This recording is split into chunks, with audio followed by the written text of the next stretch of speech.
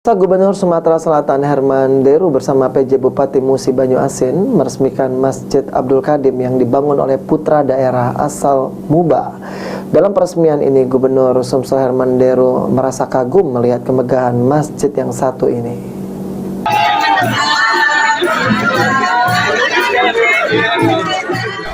Ribuan jemaah dari berbagai daerah memadati Masjid Raya Abdul Qadim di Desa Epil, Kecamatan Lais, Kabupaten Muba pada Rabu siang kemarin. Rangkaian tersebut merupakan kegiatan peresmian Masjid Megah Kebanggaan Warga Bumi Serasan Sekate yang dibangun oleh putra daerah dari Desa Ipil, Kefamian Lais, Muba.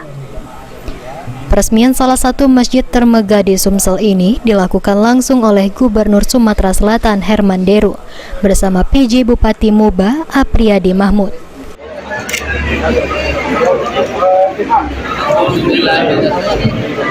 Dari isi dengan berperangkat dan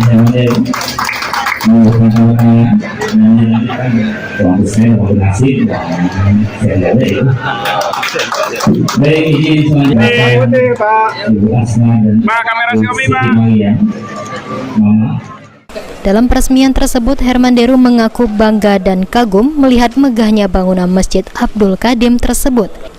Ia berharap agar masjid tersebut dapat dimanfaatkan sebaik mungkin demi keselamatan umat muslim terutama di wilayah Musi Banyuasin.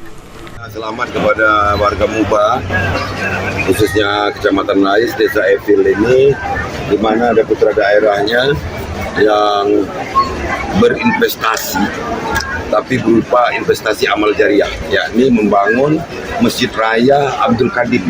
Secara pribadi, beliau Abdul Qadim ini membangun masjid bukan hanya untuk beribadah saja, untuk sholat saja, tapi juga untuk aktivitas sosial keagamaan lainnya. Nanti akan dibangun beliau tempat aktivitas ekonomi syar'i. Pak, kesan Bapak sendiri, Pak, kesan ya? Ini apa nih, Pak? Takjub, Pak. Ini terlihat megah, mewah, dan insya Allah dibuat dengan ikhlas. Baik, terima kasih. Ruzi Iskandar, PAL TV.